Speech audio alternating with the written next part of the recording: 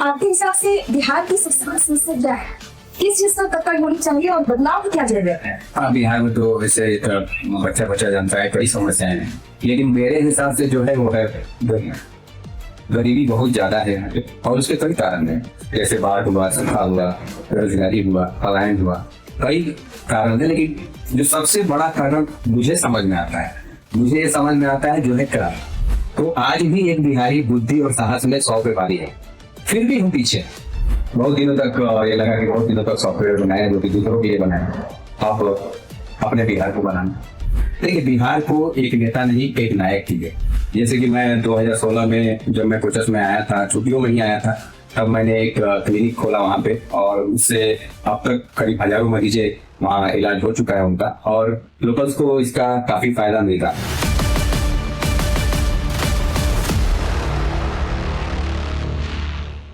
नमस्कार, आपका स्वागत है। मैं आपकी दोस्त निहारिका सिंह। आज के कार्यक्रम में हमारे साथ मौजूद है एक ऐसा शख्स जिन्होंने लाखों का पैकेज छोड़कर अब अपना योगदान समाज सेवा में दे रहे हैं। आज कार्यक्रम में हमारे खास मेहमान अखिलेश कुमार सिंह जैसे। सर, आपका बहुत बहुत स्वागत है। सर, अपने बारे में दर्शकों को कुछ बताइए। मैं लहरी से हूँ, जो कि कोचस के पास है। मेरी प्राइमरी एजुकेशन भी कोचस से हुई है, और हाई स्कूल मोहनिया से हुई है। उसके बाद मैं इंजीनियरिंग करने चला गया, और बीटेक मैंने करा है कंप्यूटर साइंस से। फिर उसके बाद मैं जॉब के लिए बैंगलोर चला गया। बैंगलोर जॉब करने के बाद मैं फिर सिंगापुर और काफी जगहों पे भी काम किया। मैंने फुल सॉफ्टवेयर इंडस्ट्री में करीब 16-17 साल काम किया। उसके बाद I decided to leave my job and now I am here for the new start. Zero से स्टार्ट करना है अभी उनसे सब कुछ।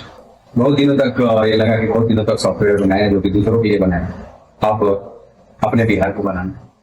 अखिलेश जी, ये सालों तक सॉफ्टवेयर और आईटी सेक्टर में काम करने के बाद अचानक से समाज सेवा में आना कैसे हुआ? कैसे मन बना नहीं अब लोगों के लिए काम करना है? सब कुछ अचानक तो नहीं था। मैं जब काम करता था तब मैं सोचता था कि अपने गांव के लिए, बिहार के लिए कुछ न कुछ मुझे करना है, और मैं हमेशा अपने गांव से जुड़ा रहा। छुट्टियों में मैं बनाता था, तब भी मैं सोचता था कि लोगों के लिए कुछ करूं, और हमेशा जुड़ा रहा है। मुझे हमेशा ये चीजें अंदर से इंस्पायर करती थी कि कुछ ना कुछ जिंदगी करूँ। जैसे कि मैं 2016 में जब मैं कोचस में आया था, छुट्टियों में ही आया था, तब मैंने एक क्लिनिक खोला वहाँ पे, और उससे अब तक करीब हजारों मरीजे वहाँ इलाज हो चुका है उनका, और लोकल्स को इसका काफी फायदा मिल रहा है। तो मैं हमेशा जुड़ा रहा यहाँ से। जो आपका बैकग्राउंड रहा है, इंजीनियरिंग का बैकग्राउंड रहा है, आपने एआई में मास्टर्स किया है, तो उससे अभी भी आप जुड़े हैं या फिर उस जिंदगी को आपने पीछे छोड़ दिया? हाँ, उस जिंदगी को तो पीछे छोड़ दिया है, लेकिन मैं उसी क्षेत्र में कुछ न कुछ करना है। मैं चाहता हूँ कि यहाँ के यूथ और बच्चों को एजुकेट करूँ।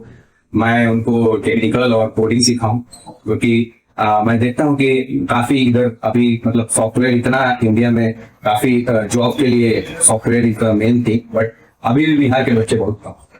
तो मैं चाहता हूँ कि मैं ग्रास रूट लेवल पे मैं 6th क्लास से ऐसे बच्चों को ट्रेन करूँ, उनको बेसिकली कोडिंग के प्रति, सॉफ्टवेयर के प्रति थोड़ा जागरूक करूँ, उनका कॉन्फिडेंस बढ़ाऊं कि नहीं तुम भी कर सकते हो। उसमें इंग्लिश भी है, उसमें सॉफ्टवेयर भी है, उसमें कोडिंग भी है।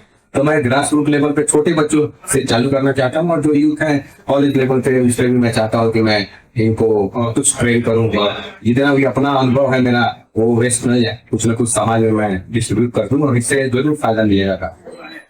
बहुत बड़ी बात होती है पीछे किसी चीज को छोड़ करके नई शुरुआत करना, लाखों का पैकेज छोड़ करके, जॉब छोड़ करके और जीरो लेवल से शुरुआत करना बहुत बड़ी बात होती है। और जैसा कि अखिलेश जी को आप लोग सुन रहे हैं, तो ये बेंगलोर से अपना जॉब छोड़ करके और अभी समाज सेवा में लगे हुए हैं। आगे इनसे जानते हैं इनके एनजीओ के बारे में। अभी तो प्रोसेस में है, डॉक्यूमेंटेशन स्टेज में है, बट आइडिया ये है कि ये बच्चों के लिए है, जो भी प्रिविलेज बच्चों के पास जो चीजें मुहैया कराई जाती हैं, जैसे कि उनके कपड़े हुए, उनके जूते हुए, उनके टॉयज हुए, और बुक्स हुए, ये सब मैं देखता हूँ कि over the period of time इस पे काफी पेरेंट्स काफी कुछ खर्च करते हैं, और वो सारा का सारा रिस्क हो जाता है। तो मुझे यहाँ से आइडिया आया कि क्यों नहीं बच्चों से, जो भी प्रिविलेज लोग हैं, जो भी ब्रांडेड चीजें अपने बच्चों के लिए खरीदते हैं, और इतनी सारी चीजें खरीदते हैं आजकल, तो एक तरह से पैसा नहीं कि कुछ भी अपने बच्चों को दे दे, जो भी वो बोले दे दे, वो चीजें मैं over the period of time, in fact मैं अपने बच्चे से भी ये सब सारी चीजें मैंने देखा है कि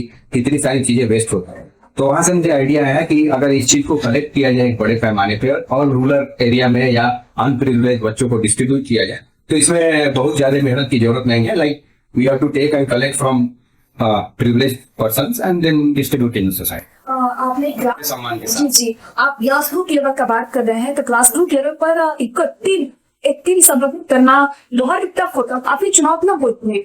आप अपना जो शुरुआत है, जो कि शुरुआत बिहार में कर रहे हैं, तो आपको बिहार वापी क्षेत्र के लोगों से सीखो भी सर। अभी initially to be very honest इतना आप सपोर्ट की उम्मीद नहीं कर सकते हैं, because you have to generate a trust. लोग आप उस पर ट्रस्ट क्यों करें, लेकिन ट्रस्ट नहीं करें इनका भी कोई कारण नहीं। तो धीरे धीरे मैं मार्क बना रहा हूँ, और बैकग्राउंड चूंकि यहीं से है तो लोगों को लगता है कि हाँ, लोग कहीं के भी लोग हो, चाहे बिहार के लोग हो चाहे कहीं और के लोग हो, चेंज को बहुत ज्यादा एक्सेप्टेंस नहीं है। तो उनको लगता है कि शुरुआत में क्या करेंगे, कैसे होगा, लेकिन हाँ धीरे धीरे लोगों को मैं जागरूक कर रहा हूँ, लोगों को पर्सनली जाके मैं कन्विंस करता हूँ, तो धीरे धीरे लोग इससे जुड़ रहे हैं। आपको फैमिली जो है आपको साथ रहती है? अभी तो फैमिली जॉइंट फैमिली है, तो पेरेंट्स इस एरिया में है, बट वाइफ और बच्चे तो अभी बैंगलोर में। जी, अगर जहाँ तक बात फैमिली के साथ रहना, अकेले रहना काफी सारी चुनौतियां होती हैं, और कभी कभी इंसान को ऐसा लगता है कि अब हो गया, अब चलो फैमिली ही अच्छी है, मतलब फैमिली के साथ ही रहना कंफर्टेबल है। तो आपकी फैमिली अभी बेंगलोर की है, अकेले गाँव में रह रही थी, कैसे होगा, क्या लगता है आपको, कभी कभी कैसा महसूस होता है? जी, एक्चुअली अगर आप देखें तो ये बात घड़ी थी, लोग अपने फैमिली और बच्चे को छोड़ के कहीं ना कहीं कमल रहे हैं, क्योंकि फैमिली रह गया। तो अगर आप वैसे देखें तो हर बिहारी की एक कहानी है, कोई भी अपने फैमिली के साथ। मेरे केस में थोड़ा उल्टा है, मैं कमाना और फैमिली दोनों छोड़ के आया हूँ।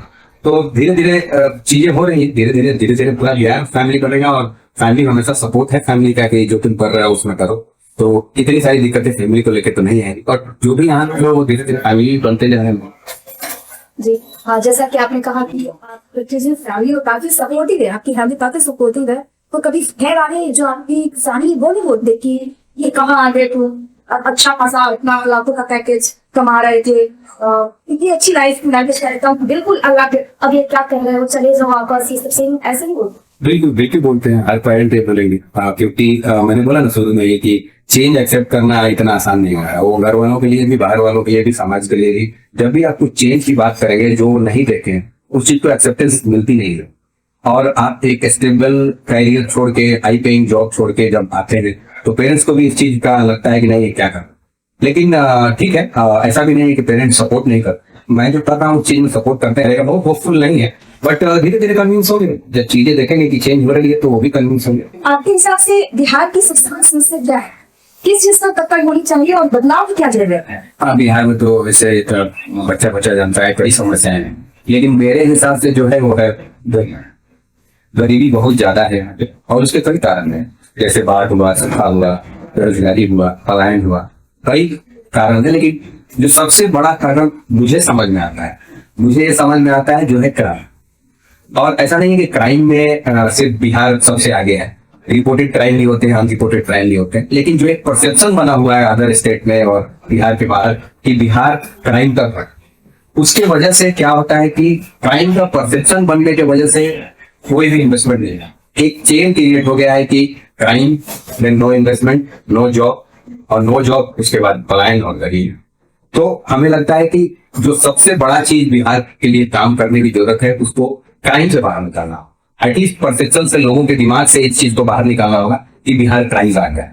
जब तक इस चीज को हम बाहर नहीं करेंगे तब तक बाहर से इन्वेस्टमेंट नहीं आएगा, और जब तक आपके पास बाहर से इन्वेस्टमेंट नहीं आएगा कोई भी स्टेट समृद्ध है नहीं। चिंता की बात नहीं है, जहां से आप होते हैं वो आपका बचपन जहाँ बीता है, आप लोगों को जहाँ देखते हैं, आपके घर दरवाजे सब दोस्त।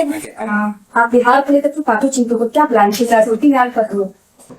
अभी तो कोई ऐसा प्लान नहीं है राजनीति में, लेकिन मैं पूरी तरह से अपने एनजीओ और बच्चों को इंटेक्ट करना आपको मौका मिला तो आगे की बातें आगे हैं। अभी तो सब कुछ फोकस करना चाहता हूँ कि जो मैं सामाजिक कार्य कर रहा हूँ अपने एनजीओ को लेके, उसको लेके मैं काफी बिजी रहूँ, काम करूँ, और जो एजुकेट करना चाहता हूँ, मैं एक लर्निंग सेंटर की भी स्थापना कर रहा हूँ, जहाँ पे मैं फ्री एजुकेट करूंगा बच्चों को। अब चल रहा है प्रोसेस में, वो भी अभी स्टार्ट होना बाकी है, बट मैं चाहता हूँ कि वहाँ बच्चे और यूथ, जैसे मैंने बताया कि कॉलेज गोइंग स्टूडेंट्स से लेके 6th क्लास में ही मैं चाहता हूँ कि प्रोग्रामिंग के प्रति जागरूक करूँ, क्योंकि आप कर्नाटक और तमिलनाडु जाइए, वहाँ 6th क्लास के बच्चे प्रोग्राम बनाते रहते हैं, पाइथन, जावा, ये सब कुछ है। यहाँ के बच्चे भी उनसे ज्यादा आगे बढ़ सकते हैं, लेकिन हमें उनको जागरूक करने होंगे।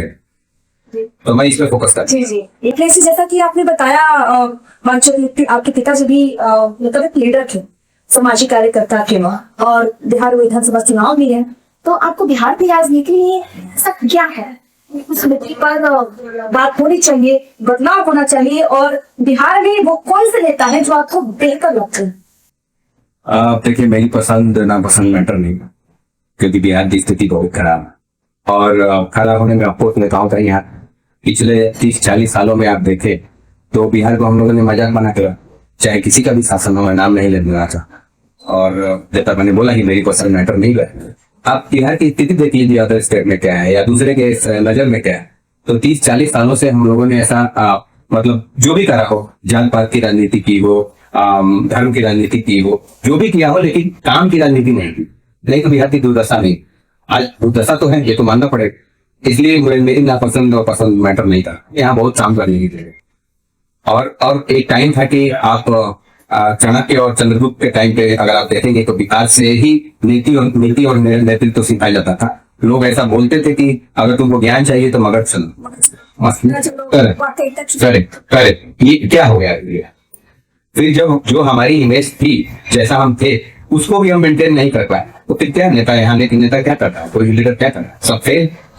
तो आपको क्या लगता है बदलाव होना चाहिए इस बार बिहार में? बदलाव बिल्कुल होना चाहिए। और मैं इनफैक्ट बताऊं आपको, यहाँ मैं आपको बीच में टोक रही, इसलिए मैं माफी चाहती हूँ। आप कह रहे बदलाव होना चाहिए, लेकिन नीतीश कुमार जब मुख्यमंत्री है बिहार के, उनके हिसाब से बिहार में उनकी सरकार जो बेहतर है, लड़कियों के लिए मसीहा है और लड़कियों के लिए काफी काम कर रहे हैं। इस पर आप क्या कहना चाहोगे? नहीं, ठीक है। देखिए, कोई भी गवर्नमेंट ऐसे बैठी नहीं रहती है, कुछ ना कुछ काम तो करती ही रहती है, लेकिन आप किससे कम्पीट करो? पुराने बिहार से अगर आप कम्पीट करना है तो भी आप कुछ नहीं, अदर स्टेट से आप कम्पीट कर रहे हैं तो भी आप कुछ नहीं। तो किससे आप कम्पीट कर रहे हैं? आप अपनी फील्ड थपथपा रहे हैं कि आप अच्छे हैं, चाहे जो भी है, किससे कम्पीट कर रहे हैं? किसी से तो कम्पीट करिएगा, तभी बोलिएगा ना कि मैं अच्छा। आप बिहार को ही अगर आप सोच रहे हैं कि बिहार यहाँ बेकार था, मैंने थोड़ा अच्छा कर दिया, अगर आप इसी पे अपनी पीठ थपथपानी है तो सही है। देखिए, बिहार को एक नेता नहीं, एक नायक की है। इतना बिहार बर्बाद हो चुका है, तो उसको नायक ही बाहर निकाल सकते हैं। नायक कहीं से भी आ सकते हैं, कई सालों तक बिहार से नहीं आता। मेरे अभी जानने में तो नहीं है, लेकिन एक रेवोल्यूशन की जरूरत है। बिहार ऐसे किसी के गवर्नमेंट के काम से या किसी एनजीओ के काम से सिर्फ सुधरने वाला नहीं है। यहाँ पे रेवोल्यूशन होना, एक रेवोल्यूशन होना चाहिए जो कि हमें बाकी राज्यों से कम बराबर, जी आगे नहीं तो बराबर। बिहार में अगर पार्टी की बात करें तो एनडीए है, जेडीयू, आरजेडी, जन स्वराज। आपके अनुसार इस बदलाव में किसको आना चाहिए? बिहार में किसकी सरकार होनी चाहिए? आप सरकार पूछ रहे हैं किसकी सरकार होनी चाहिए? सरकार, देखिए, सरकार बनाना तो जनता के हाथ में है। नहीं, आपके अनुसार, आपने बदलाव की बात करी तो आपके, मैंने बोला कि एक रेवोल्यूशन की जरूरत, मुझे कोई पसंद, अगर नहीं, कोई पसंद नहीं है, क्योंकि बिहार को अगर आप देखें तो 15 साल तक लालू यादव जी ने चलाया है, और पिछले 15-20 सालों से नीतीश कुमार जी, और फिर भी बदहाली है, कंगाली है, अभी भी बिहार गाली है दूसरों के नजर में। यहाँ की एक बिहारी आज भी एक बिहारी बुद्धि और साहस से 100 लोगों पे भारी है। कहा जाता है कि एक बिहारी 100 पे भारी है, तो आज भी एक बिहारी बुद्धि और साहस में 100 पे भारी है। फिर भी हम पीछे, इसका जिम्मेवार कौन, क्यों पीछे? इसका तो नेताओं को ये सवाल करना चाहिए कि अगर इतना बुद्धि है बिहार में, इतना टैलेंट है, फिर भी हमको पीछे कौन? इसका मतलब है कि हम लोगों ने जो राजनीति करी है 15-20 सालों से, 30 सालों से, वो सही जगह नहीं करी, तो काम की राजनीति नहीं है। नहीं तो जितना यहाँ के लोगों के पास टैलेंट है, बिहार नंबर 1 होते हैं। जी अखिलेश जी, मैं दूसरे वाले सवाल पे दोहराना चाहूंगी, ताकि आपने एक साफ कर दिया है कि राजनीति आना कोई आपका लक्ष्य नहीं है। लेकिन मैं एक बात आपसे पूछना चाहती हूँ, जैसे हम लोग राजनीति के बाद इसमें एक सवाल पूछना चाहते हैं। मैं ये जानना चाहती हूँ आपसे कि अगर आपको ऐसा तो कम लगता है कि कोई पार्टी मुझे मौका देगी, और मैं ऐसे मैसेज भी नहीं करना चाहता कि मुझे सीट चाहिए, मुझे लड़ना है, और पार्टी मौका देती है तो देखा जाएगा। मैं ये नहीं बोल रहा हूँ यहाँ पे कि मैं यहीं पे डिसाइड करता हूँ कि क्या होना है क्या नहीं होना है, लेकिन मैंने आपको बताया कि मैं पूरी तरह से बच्चों को एजुकेट करने के, और वक्त हो चुका है। आप हमारे साथ आए, अपना कीमती वक्त निकाल करके दिए, हमारे साथ बातचीत के लिए बहुत बहुत धन्यवाद। दोस्तों, आपने अखिलेश कुमार सिंह जी को सुना। वाकई लाखों का पैकेज छोड़कर और समाज सेवा करना बहुत बड़ी बात होती है। तो फिर मिलते हैं अगले कार्यक्रम में। फिलहाल धन्यवाद, नमस्कार।